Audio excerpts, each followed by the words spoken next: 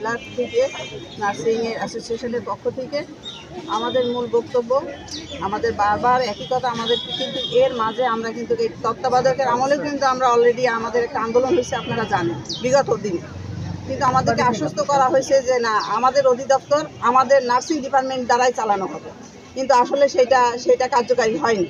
তো আমাদের আন্দোলনের এইটাই মূল বিষয় যে আমাদের অধিদপ্তর আমাদের নার্সিং অ্যাসোসিয়েশনের যারা যোগ্য প্রার্থী আছে তাদেরকে দিয়েই আমাদের এই নার্সিং ডিপার্টমেন্ট চলবে, অন্য কারোর আন্ডারে আমরা কাজ করব না, অন্যের শাসন অন্যের কোনো কার্যক্রম আমাদের এই ডিপার্টমেন্টে থাকবে না।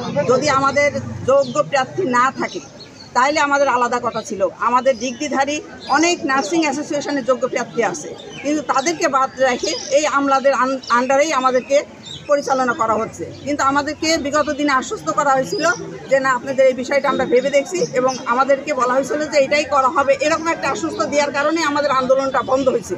কিন্তু আমাদেরকে আবার এই সেবার কার্যক্রম বাদ দিয়ে আমাদেরকে মাঠে নামানো হয়েছে।